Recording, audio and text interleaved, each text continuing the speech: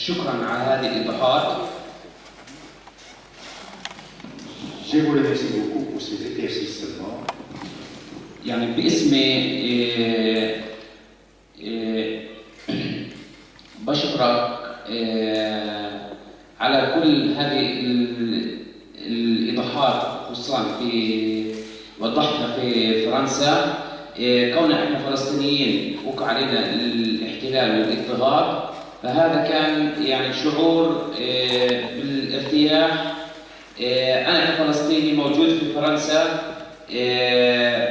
بسمع هذه الايضاحات عن الشعب الفلسطيني. En mon nom propre, je vous remercie beaucoup. Et ces éclaircissements que vous avez donnés, ça me plaît de les entendre ici.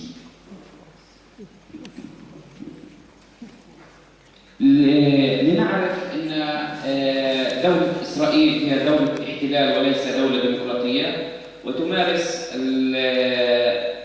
الإرهاب على الشعب الفلسطيني، ومثل ما وضحت في الخرائط هي دولة توسعية، بالإضافة لملاحظة أخرى اللي هو بناء الجدار الفصل العنصري الموجود حالياً. Il est connu qu'Israël est un état d'occupation en fait et qui cherche à s'étendre, et comme vous l'avez très bien prouvé à travers les cartes que vous avez montrées.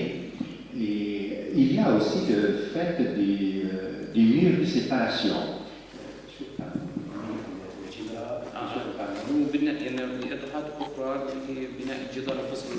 Oui, peut-être en fait s'étendre un peu à propos de ces murs et sa construction peut donner un éclaircissement sur le comportement israélien.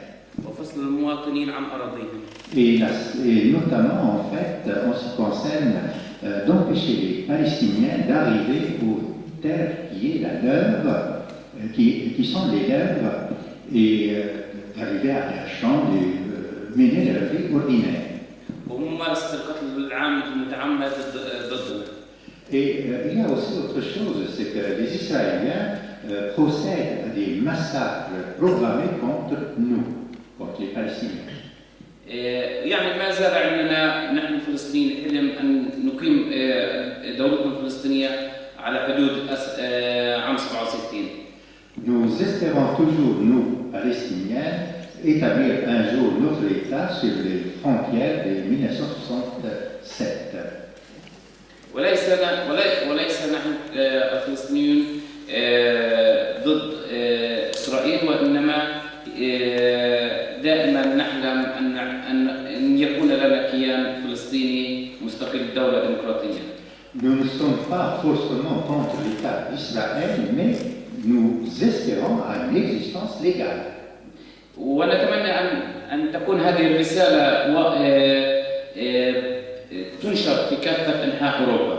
Et nous espérons que ces explications, ces messages soient répandus le plus largement possible en Europe. نعلم أن اللوبي الصهيوني في أوروبا هو قوي ويعمل ضد هذه الأفكار، كون هذه الأفكار ضد توضح ما هي إسرائيل. Nous sommes conscients que le lobby juif en Europe et dans le monde est très puissant. Comment?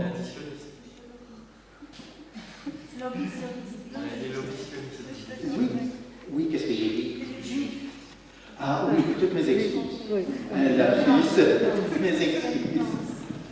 Oui, l'homme sioniste, effectivement, ce qu'il avait dit, est assez puissant en fait, et il œuvre pour empêcher ces idées en fait d'arriver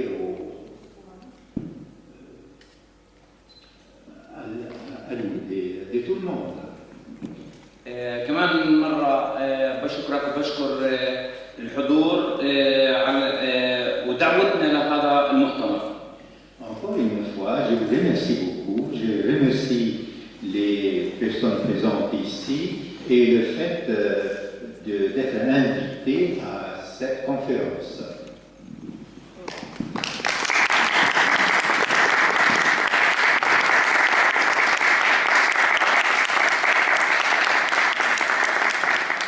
Toutes mes excuses pour les lobbies.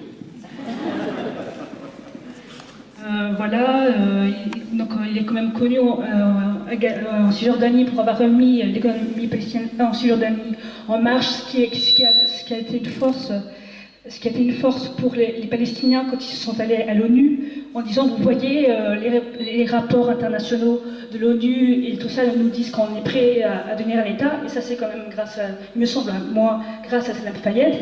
Ensuite, par rapport à Gaza, moi je pense, on oublie souvent de dire que le Hamas a aussi gagné parce que les gens en avaient marre de la corruption du Fatah, notamment, comme vous avez dit, pour Mohamed Dalan, mais aussi sur Arafat, je le dis sincèrement. D'ailleurs, aujourd'hui, savez-vous que la Tunisie a lancé un mandat d'arrêt international contre la femme d'Arafat pour corruption, parce qu'on sait qu'elle faisait des affaires avec Leila Ben Ali. Donc voilà, c'est tout ça pour vous dire ça, quoi. Et ensuite, moi, il me semble qu'au niveau à Gaza, il y a quand même une faction des Palestiniens à Gaza qui en ont marre du Hamas aussi. Il faut voir les communiqués de presse de l'association PCHR, qui est l'association de défense des droits de l'homme en Palestine, qui est basée sur Gaza. Moi, régulièrement, quand on va sur le site, c'est vraiment un tel camp de vacances a été détruit par le Hamas, une telle librairie a été fermée. Et même, je ne sais pas si vous avez vu, il y a un manifeste qui a été sorti qui s'appelle le manifeste de la jeunesse de Gaza, où ce sont des jeunes de Gaza qui ont écrit un article. Et en fait, et tout le monde en prenait plein leur figure, tout le monde, le Hamas, le Fatah, Israël. Voilà, donc tout le monde. En gros, le texte, je suis désolée, ça commence par merde à Israël, merde à Fatah, merde au Hamas. Voilà, ça commence comme ça le texte. Et tout le texte, tout le monde prend pour lui. Et c'est juste du tout par rapport aux États-Unis. Moi, je pense quand même aux États-Unis, ils sont préparés au mouvement puisqu'on sait qu'en 2005, il y a eu des rencontres entre des diplomates américains et les frères musulmans en 2005 en Égypte, et c'est pareil en Tunisie pour Ennahda en fait. Donc déjà en 2005, les États-Unis commençaient un peu à prévoir l'après Ben Ali et l'après Moubarak. Voilà. Juste, vous avez mon réponse. Merci à M. Salam qu'il est venu, c'est vraiment important. Moi, je suis frappée par quelque chose, ça a l'air tout simple, tout bête, mais j'ai envie de le dire. Quand j'ai vu Mahmoud Abbas là-bas à l'ONU, j'ai eu tout d'un coup la réflexion en moi-même que, par exemple, si on prend le Tibet, si on prend la Tchétchénie, c'est malheureux à dire, surtout le Tibet, bon, il y a beau avoir le Dalai Lama, que c'est que je l'admire, on a l'impression que ces gens-là, ils vont jamais s'en sortir parce que tellement c'est étouffé. Et moi, je crois que la force quand même des Palestiniens, malgré les divisions qu'on sait, que vous avez même citées, je crois quand même que j'ai vu moi Abbas à l'ONU, ça m'a vraiment touchée parce que je me suis dit, ces gens-là, malgré tout ce qui arrive, malgré la perversité du régime israélien sioniste, il est vrai qu'ils ont quand même structuré un État, même malgré qu'ils n'ont pas les terres. Et moi, ça m'a beaucoup frappée. Et je ne sais pas la suite, mais je trouve quand même qu'ils ont quand même enfin, vous savez ce qu'ils ont tout, ils ont la culture, malgré que c'est très dur. Et je pense à notre ami Rami Rabaya, puisqu'on fait partie de l'association France-Palestine, qui va venir bientôt, qui est ingénieur agronome, qui se bat. Et je trouve qu'ils ont structuré. Alors je ne dis pas qu'au Tibet, ils n'ont rien fait, je ne sais pas. Je veux dire qu'ils sont peut-être moins en voie, hélas, de disparaître. Je crois qu'ils continueront jusqu'au bout, les Palestiniens, même si je ne sais pas où ça va. Et je salue nos deux amis qui sont ici. Tu voulais parler, mais... Ce que vous nous avez dit sur le rétrécissement des territoires et puis finalement le peu d'espoir qu'il y avait à l'État palestinien, on en avait parlé en réunion dans notre petite association France-Palestine 21 et on était ressortis complètement découragés. Mais qu'est-ce qu'on fait encore? Qu'est-ce qu'on va faire?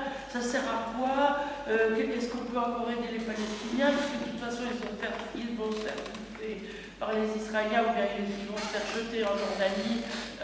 Tous les Palestiniens vont se faire jeter en Jordanie. Qu'est-ce qu'on peut faire? Et vous, pourquoi vous y allez et qu'est-ce que vous faites? Voilà. Il y avait eu un accord passé par un vote qui a eu lieu à l'Assemblée européenne, accordant à la Palestine la possibilité d'exporter vers l'Europe sans passer par Israël. Alors là, il y a deux trucs qui me semblent bizarres. D'une part, Israël, normalement, reçoit les taxes et éventuellement les blocs. Et deuxièmement, sans passer par Israël pour envoyer un produit, par quelle frontière on passe? Qui passe par la Jordanie. Par ailleurs, également sur le contexte économique, notre cher Sarko est allé inaugurer la zone industrielle de Bethléem. Là-bas sur place, on n'a rien trouvé.